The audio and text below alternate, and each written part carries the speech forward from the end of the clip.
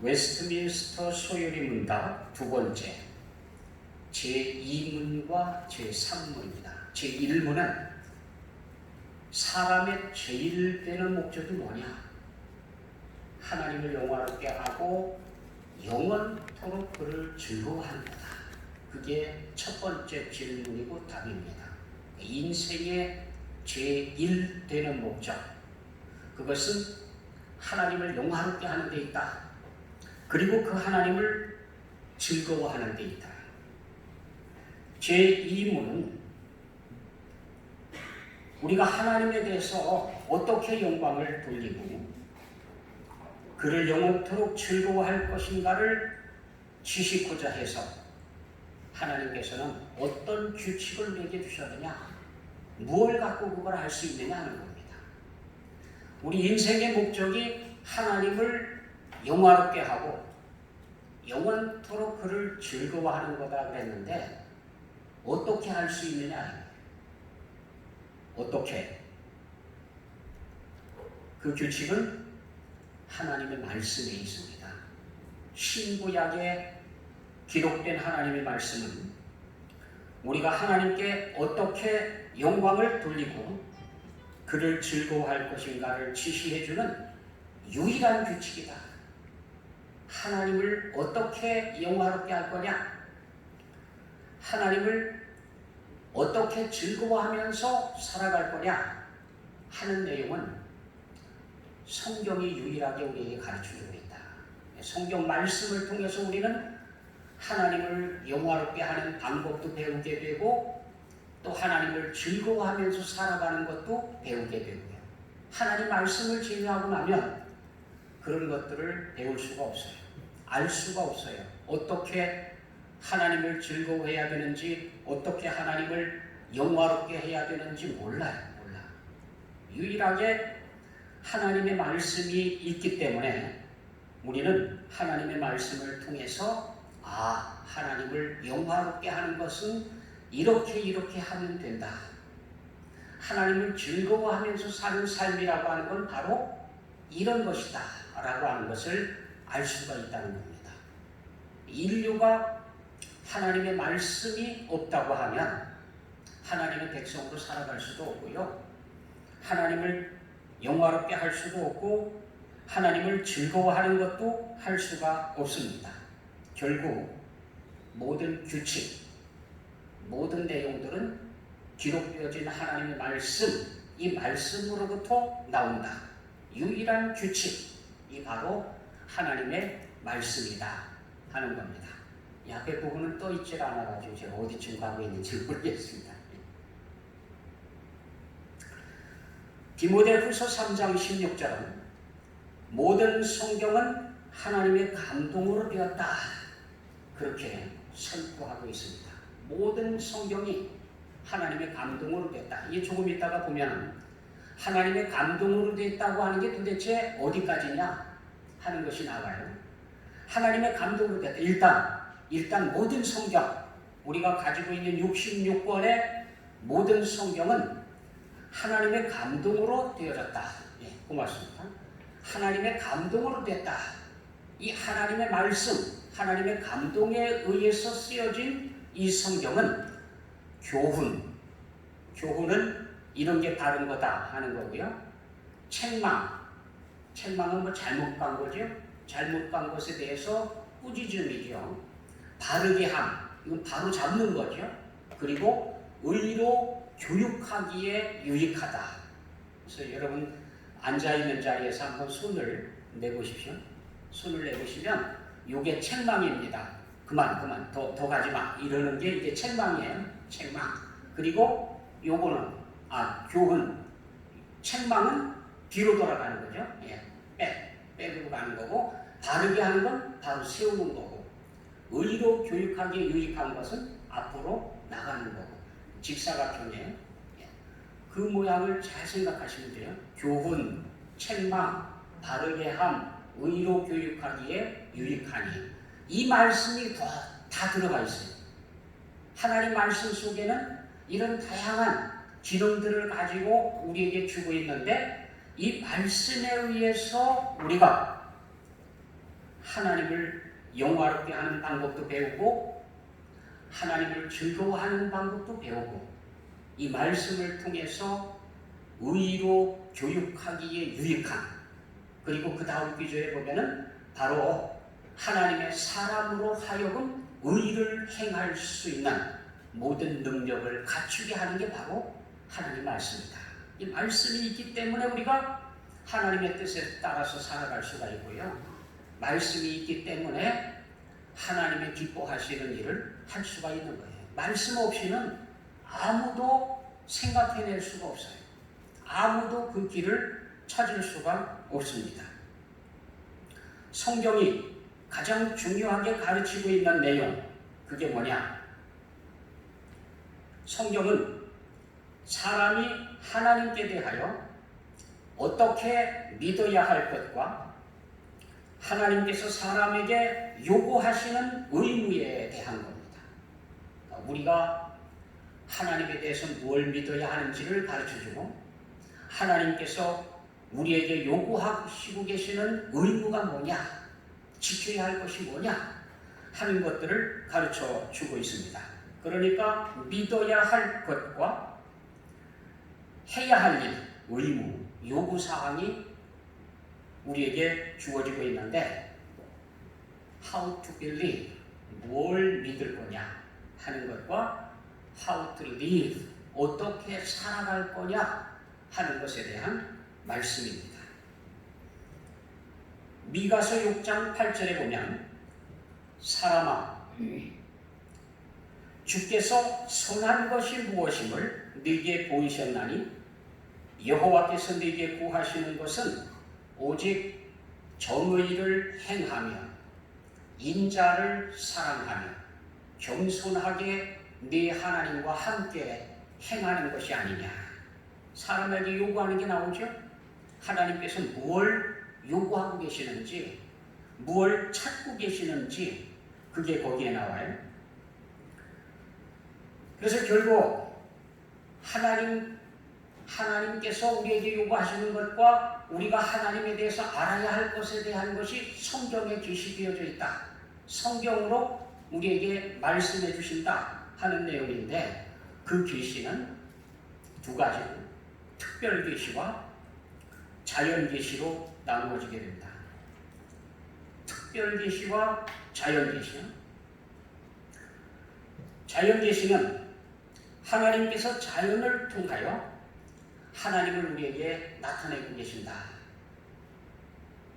성경에 기록되어진, 책으로 기록되어진 말씀은 아니지만 자연 속에는 하나님의 뜻이 새겨져 있다. 그래서 우리가 자연을 관찰하게 되면, 또 자연을 묵상하게 되면 거기서 하나님의 계시를 만날 수가 있어요. 하나님의 뜻을 발견하게 되고 하나님의 말씀들을 만나게 됩니다. 이게 자연 속에 새겨주신 하나님의 말씀. 시편에 보면은 시편 1편이 책에 기록되어진 하나님의 말씀이고요. 19편이 자연 속에 계시해 주신 하나님의 말씀. 그래서 책에 기록해 주신 하나님의 말씀과 자연 속에 기록해 주신 하나님의 말씀의 주석이 119편이라고 그랬습니다. 119편 전체 176절이나 되는 어마어마한 분량이 전부 다가 하나님의 말씀에 대한 얘기인데 176절에 다가 하나님의 말씀이 나와요. 매 절마다 하나님의 말씀, 하나님의 말씀, 하나님의 말씀 이렇게 나와요. 놀랍습니다. 놀라워요. 근데 그 말씀들이 다 책에 기록해 주신 하나님의 말씀과 자연에 기록해 주신 하나님의 말씀, 그 말씀들을 우리에게 말씀하고 계신다. 시편 19편 1절에 보면 하늘이 하나님의 영광을 선포하고 궁창이 그 손으로 하신 일을 나타내는도다. 하늘이 하나님의 영광을 선포하고 있고 궁창이 하나님께서 손으로 하신 일을 나타내고 있다. 다 보여주고 있다. 우리가 눈을 뜨고 바라보기만 하면, 우리 볼 수 있는 눈이 없어서 문제인 거지, 볼 수 있는 눈만 있으면 하나님의 영광이 보이는 거예요. 하나님의 솜씨가 보이는 거예요. 아니 하다못해 우리 발밑에 채이는 작은 벌레 하나를 바라봐도 눈만 바라볼 수 있는 눈만 뜨면 하나님의 솜씨가 보이는 겁니다. 개미 하나가 꼬물거리고 움직이는 것, 딱정벌레 한 마리가 꼼지락거리면서 움직이고 있는 것, 다 이거 신비입니다. 신비. 사람이 수십억을 들여가지고 기계를 만들어서 그 기계 팔 하나 움직이는 데 들어가는 이 동작 하나 만들어내는 게 이게 수십억 달러씩 들어갑니다. 개발하는데. 근데 이 모든 것들 가지고 우리가 흉내, 이 하나님께서 만드신 자연을 모방하는 모방작을 지금 만들고 있는데 어마어마한 돈을 쏟아붓고 있습니다. 왜냐하면 장래에 우리 손이 필요한, 장래에 우리 팔이 필요한, 장래에 우리 머리가 필요한 갖가지 기술들을 대체하기 위해서요, 연구에 연구를 거듭하면서 모방을 하는 모방. 요거 하나 만드는데 이게 얼마나 돈이 많이 들어가는지 몰라요. 우리는 그거 자연스럽게 그냥 어려서부터 그냥 이러고 있지만 그거 하나 만들어내려고 하면 돈이 수십억 달러가 들어가는 거예요. 아무튼 하나님께서 자연 속에 하나님의 뜻을 선포하고 있고 하나님의 영광을 보여주고 있고 하나님의 말씀을 새겨놔서 볼 수 있는 눈만 있으면 하나님께서 하시는 일을 볼 수가 있다. 하나님의 솜씨를 느낄 수가 있다는 겁니다. 자연도요 가만히 바라보면 하나님의 솜씨, 하나님의 영광이 보이는 거예요. 우리가 가꾸고 있는 과수원, 또 과수원 밭 밑에 나무 밑에 심어놓은 갖가지 채소들 하나하나요 사실 쳐다보면 신비이고 기적입니다. 기적. 얼마나 신비한 일들이, 신비한 기적들이 거기 나타나고 있는지 몰라요. 다만 우리가 하나님의 솜씨를 볼 수 있는 눈이 없어서 보질 못하는, 눈만 뜨면 하나님의 솜씨가 보이는 겁니다.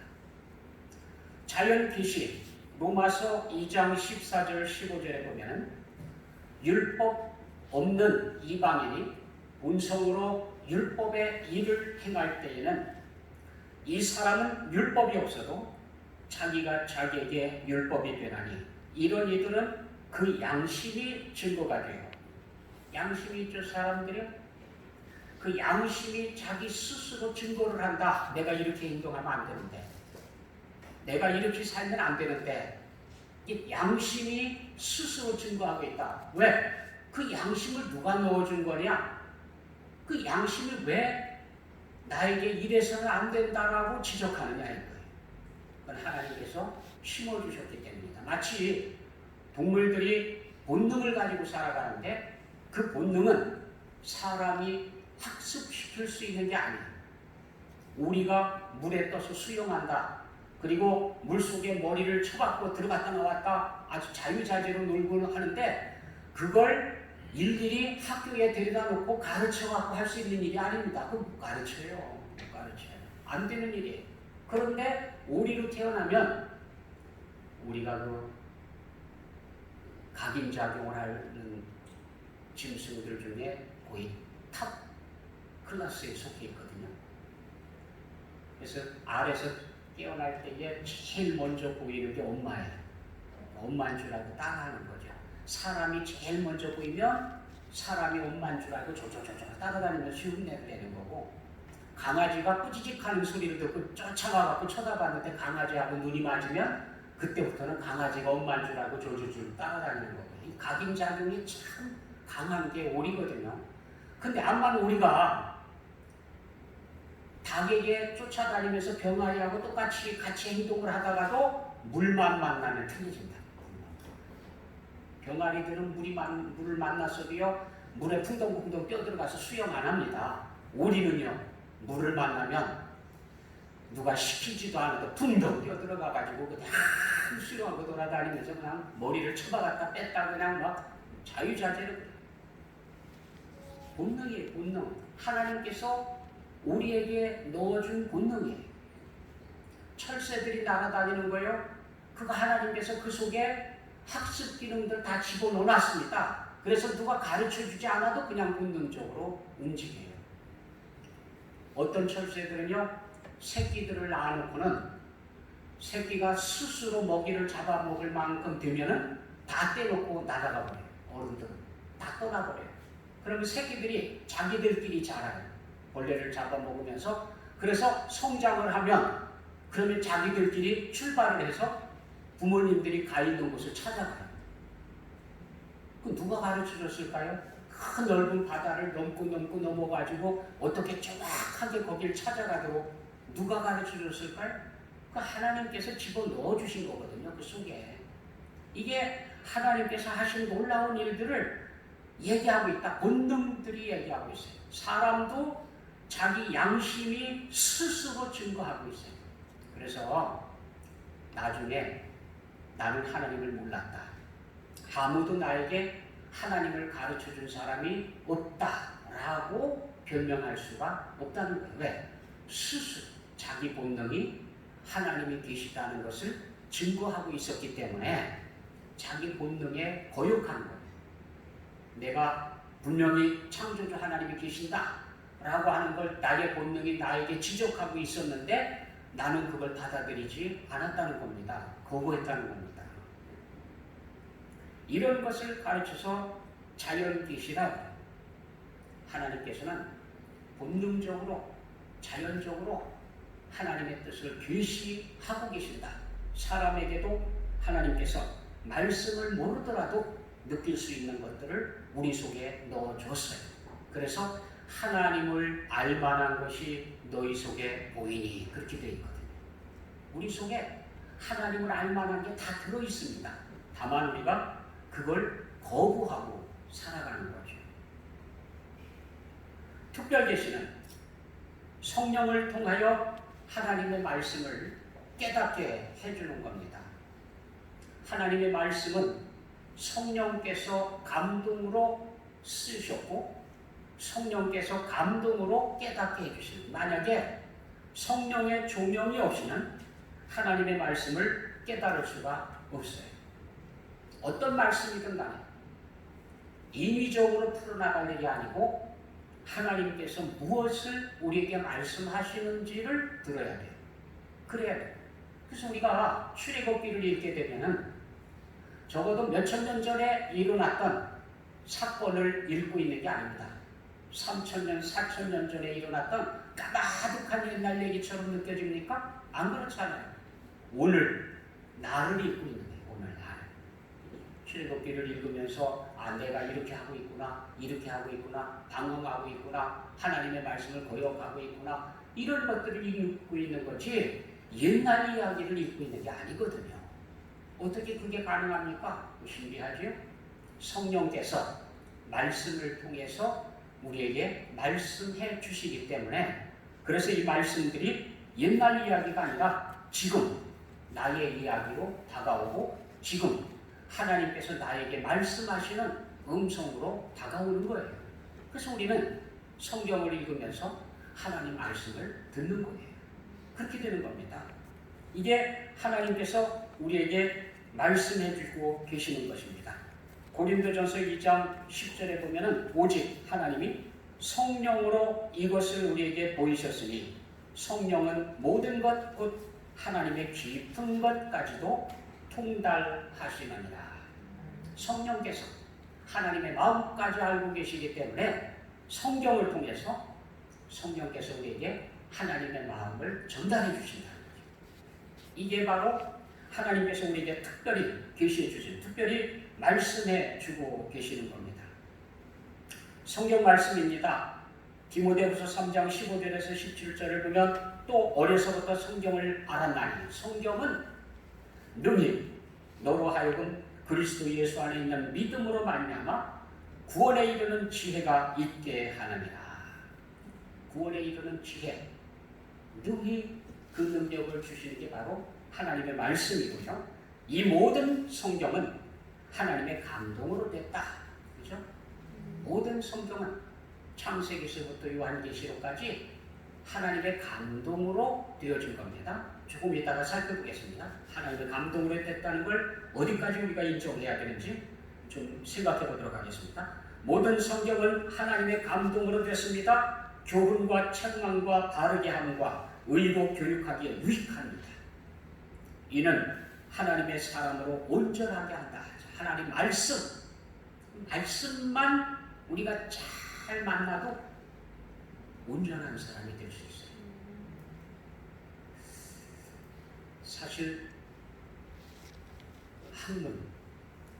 학교에서 공부하는데 초등학교에서부터 시작해서 대학교, 대학원 그 이상까지 공부를 하는데 이 학이라고 하는 것이 추구하고 있는 게 뭐냐? 진리 탐구거든요. 진리. 그런데 지금 학교의 학문은 진리를 탐구하고 있는 학문이 아니고 진리에서 떠나 있어요. 그래서 그만 참 생명을 잃어버리고 있는 겁니다. 자꾸 점점 더 복잡해지고요. 점점 더 힘들고요. 어려워집니다. 진리 탐구였다고 하면 당연히 진리를 알지니 진리가 너희를 자유케 하리라. 우리가 자유함을 점점 누리고 진리를 보다 더 쉽게 빠르게 깨닫고 쫓아갈 수 있어야 되는데 그게 안 돼. 뭔가 헝클어져 있어요. 왜 그러냐? 말씀을 떠나 있거든요. 하나님의 말씀 안에 이 말씀은 하나님의 사람으로 하여금 온전하게 한다. 그리고 모든 선한 일을 행할 수 있는 능력을 갖추게 하는 게 바로 하나님 말씀이다. 이게 말씀의 능력이에요. 하나님 말씀이 있을 때에 우리는 하나님의 사람으로 온전한 사람이 되고 뿐만 아니라 모든 선한 일을 행하는 능력을 갖추게 되는 겁니다. 이 말씀이 없이는 그게 안 돼요. 신구약 성경에 기록된 하나님의 말씀에 대해서 보는 시각들이 각각 달라요. 인간의 저작물로 볼 거냐? 그건 자유주의, 현대주의 신학들은 그렇게 생각을 하고 있어요. 하나님의 말씀으로 보느냐? 그것은 개혁주의의 견해이고요. 계시의 증거로 본다. 신정통주의가 그렇게 보고 있는데 내용은 이렇습니다. 자, 이제 하나님의 말씀, 이 말씀이 어떻게 우리에게 주어져 있느냐 하는 겁니다. 어떤 사람은 볼 때에 이 성경은 철저히 사람이 만든 거다. 사람에 의해서 인간의 저작물이다. 다른 책을 쓰듯이 예를 들면 모세오경 그러면 모세가 썼다. 모세라고 하는 사람의 저작물이다. 라고 보는 견해가 이게 한쪽의 견해고요. 또 한쪽의 견해는 하나님의 말씀을 기계적으로 받아 썼다. 하나님께서 가라 그러면 가라 쓰고 오라 그러면 오라 쓰고 기뻐하라 그러면 기뻐하라 받아줬고 이랬다라고 보는 견해이고요. 또 한쪽의 견해는 하나님께서 그 사람 어떤 사람에게 감동을 줘서 하나님의 책을 기록하게 했는데 이 사람의 특성을 다 갖고 있어요. 나라고 하는 사람을 하나님께서 감동시켜서 어느 날 붓을 들게 합니다. 그리고는 쭉 글을 적게 하는데 그 내용은 내가 묵상하고 생각하고 판단하고 했던 내용들이 거기에 들어가 있어요. 나의 언어로 내가 잘 쓰는 언어들, 그런 언어들을 쓰고 내가 묵상한 단어들, 그 묵상한 단어들을 쓰고 그래서 이렇게 적어놨는데 내용은 하나님께서 전하고 싶은 내용을 적었다는 거죠. 그래서 이제 보편적으로 받아들이기는 그렇게 받아들여요. 하나님의 감동으로 되긴 했습니다. 그런데 개인의 특징들을 다 말살시킨 게 아니고 다 달라요. 자라온 환경이 다르고 쓰는 언어가 다르고 그리고 표현하는 방식이 다르고 하여튼간 개인의 특징을 다 갖고 있습니다. 갖고 있는데도 불구하고 각자 글을 적어놨는데 1600년에 걸쳐서 긴 세월이죠. 40여 명의 저작자들이 그것도 종류가 아주 다양해요. 왕서부터 시작해서 참 목동까지 농부까지 하여튼간 다양한 계층들이 다양한 시대 1600년에 걸쳐서 썼습니다. 그것도 한 자리에서 쓴 것도 아니고 어떤 사람은 동굴에서, 어떤 사람은 밭에서, 어떤 사람은 뽕나무 사이에서, 어떤 사람은 뭐 언덕 위에서, 어떤 사람은 궁정에서, 다 장소도 다 달라요. 배경도 다 달라요. 환경도 다 달라요. 그래서 각자 적어놨는데 모여서 상의한 적도 없고요. 이렇게 쓰자고 지침을 만든 적도 없습니다. 서로 몰라요. 상대방을 몰라요. 그렇게 적어놨는데 66권이 통일성이 있다. 한 사람에 의해서 지휘를 받은 것처럼 정확하게 기록되어 있다는 겁니다. 놀라운 사실이죠. 마치 오케스트라를 연주하는 것 같아요. 악기들이 다 다르죠. 예? 날카로운 음을 내는 거, 높은 음을 내는 거, 낮은 음을 내는 거, 두꺼운 거, 얕은 거, 때리는 거, 긁는 거, 뭐 부는 거, 하여튼 얼마나 종류가 많아요. 그런데 그 많은 종류들이 아무렇게나 막 뿜빠뿜빠 하는 게 아니고 지휘에 따라서 불어라 그러면 불고, 멈추라 그러면 멈추고, 강하게 약하게 다 지시에 따라서 통일성 있게 쫙 연주가 돼서 아름다운 오케스트라 연주가 되는 것처럼 성경이 그렇다는 거예요. 다 각자 다른 소리를 내고 있는데 누군가가 통제를 하고 있다는 거죠. 지휘를 하고 있다는 거죠. 그 누군가가 누구냐? 성령이시다. 성령의 감동으로 됐다는 거예요. 그래서 다 통일성 있게 각자 다 자기 소리를 내고 있는데도 쫙 보면은 하나도 서로 모순되지 않게 서로 조화를 이루면서 한 분의 뜻대로 기록되어졌다는 겁니다. 이게 성경에 나타난 놀라운 거예요. 그래서 우리는 성경을 통해서 하나님의 뜻을 만나게 돼요. 어느 곳에서 펼쳐봐도 하나님의 뜻을 읽을 수 있고 들을 수 있고 통일성을 찾을 수가 있습니다. 더 놀랍기는 어느 한 것만 갖고 완벽하지가 않아요. 다른 말씀들 같이 다 이렇게 같이 조화를 이루면서 서로 보충을 해가면서 완벽하게 이루어가는 겁니다. 예수님의 지상생애만 보더라도 그렇지 않아요. 사복음서가 예수님께서 이 땅에 태어나셔서 이곳에서 살았던 삶, 주님의 일생에 대한 기록이 사복음서에 기록되어져 있는데 4개의 복음서가 보는 눈이 다 달라요. 기록한 내용이 다 달라 보여요. 그런데 그것은 서로 보충을 해주면서 예수님의 삶에 대해서 보다 더 정확하게 우리가 볼 수 있도록 제시해주고 있습니다. 이 오케스트라를 연주하는 것처럼 그렇게 정확하게 누구에 의해서 통제되면서 그렇게 이루어져 가 있습니다. 성경의 중요한 3대 특성은 성경은 무오서이다. 오류가 없다. 우리가 성경을 받아들일 때에 우리 스스로가 그렇게 인정을 합니다. 하나님의 말씀에는 오류가 없다. 이것을 인정하고요. 또 성경은 명료하다. 명확하다. 너무도 정확하고 너무도 확실해서 우둔한 자로 하여금 지혜롭게 하며 성경이 그렇게 써놨죠. 아무리 우둔하고 아무리 미련한 사람이라 하더라도 지혜롭게 될 만큼 명확하다. 그리고 충족성이 있다. 하나님의 말씀은 그 말씀으로 충만해 부족함이 없습니다. 그래서 성경 시편에 보면은 하나님의 말씀은 부족함이 없다. 완벽하다라고 선포했는데 그때에 나와 있던 하나님의 말씀은 그 이후에 기록되어진 예를 들면 통째, 신약 전체 없었지요. 그리고 구약 중에서도 시편 이후의 말씀들은 없었습니다. 그런데도 불구하고 하나님의 말씀이 완벽하다라고 부족함이 없다라고 그렇게 선포를 했는데 오늘 우리는 그 말씀 이후에도 얼마나 많이 보충이 되어져 있는지 몰라요. 완벽한 게 더 완벽한 증거와 모든 내용들을 우리가 갖고 있습니다. 그래서 하나님의 말씀에 대한 태도를 우리가 잘 가져야 되는데 갈라디아서 1장 8절 9절에는 이렇게 얘기합니다. 그러나 우리나 혹 하늘로부터 온 천사라도 우리가 너희에게 전한 복음 외에 다른 복음을 전하면 저주를 받을지어다. 우리가 전에 말하였거니와 내가 지금 다시 말하노니 만일 누구든지 너희가 받은 것 외에 다른 복음을 전하면 저주를 받을지어다. 다른 복음인 거예요. 다른 복음. 식이 있을 수가 없습니다. 다른 복음은 없어요.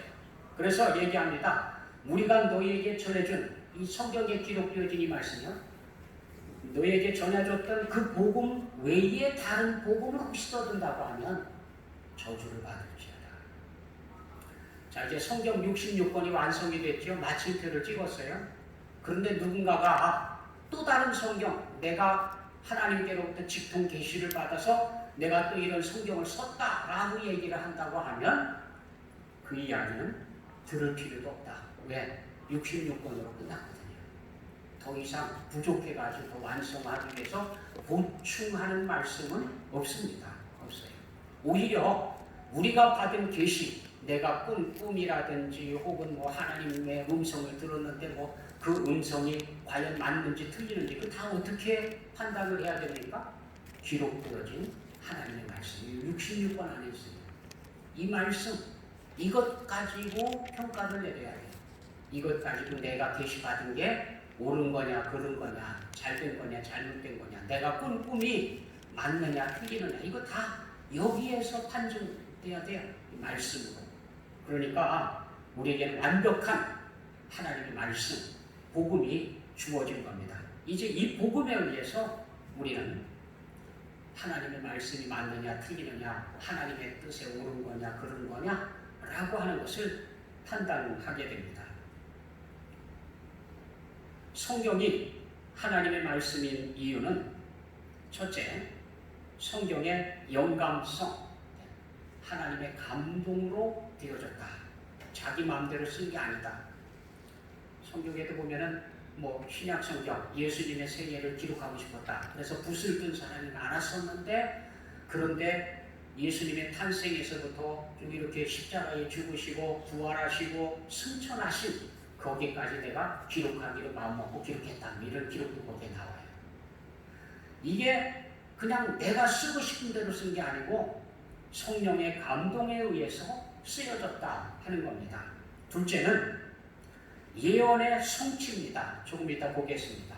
하나님의 말씀은 예언되어진 말씀들이 있는데 그 예언들이 성취됐다. 그래서 하나님의 말씀이라고 우리가 받아들일 수 있다는 거예요. 성경은요, 놀랍게도 예수님에 관한 예언이 한 400여 회나 있습니다. 근데 그게 다 맞아요. 다 이루어집니다. 주님께서도 그 말씀들을 기억하시고 성경에 기록되어진 말씀이 응하게 하려고 이렇게 했다라고 하는 기절들이 나와요. 그만큼 주님께서도 예언 성취에 뜻을 두고 계셨습니다. 또 하나는 성경의 통일성에 있다. 성경이 1600년 거기에 40여 명의 사람들이 동원되어져서 썼는데 전체가 통일성을 가지고 있다. 뭔가 한 사람의 지휘를 받고 꼭 움직이는 것처럼 누군가에 의해서 통제성을 가지고 일괄성 있게 그렇게 쓰여지고 있다는 겁니다. 그것을 통해서 볼 때에 성경은 하나님의 말씀이다. 모든 성경은 하나님의 영감으로 기록되어졌다. 베드로후서 1장 21절에 예언은 언제든지 사람의 뜻으로 낸 것이 아니요 오직 성령의 감동하심을 입은 사람들, 그렇죠? 성령의 감동으로 되어졌다. 성경은 전체가, 모든 성경은 66권 전체가 하나님의 감동으로 쓰여졌다. 하나님께로부터 받아서 쓴 것이다 라고 하는 것을 강조하고 있습니다. 우리가 봤던 디모데후서 3장 16절이 바로 그 사실을 얘기하고 있는 겁니다. 모든 성경은 하나님의 감동으로 된 것으로 교훈과 책망과 바르게 함과 의로 교육하기에 유익하니 성경만 갖고도 하나님의 사람이 온전히 될 수가 있다. 성경만으로도 충분히 그 안에 그런 능력이 다 있어요. 그만한 하나님의 은혜가 다 약속되어져 있습니다. 성경은 하나님의 감동으로 되어졌다라고 했는데 조금 전에 우리 참 간단하게 살펴봤습니다만은 영감설에 의하면 기계적 영감설과 동력적 영감설, 유기적 영감설, 단어가 어렵습니다. 그렇게까지 외울 필요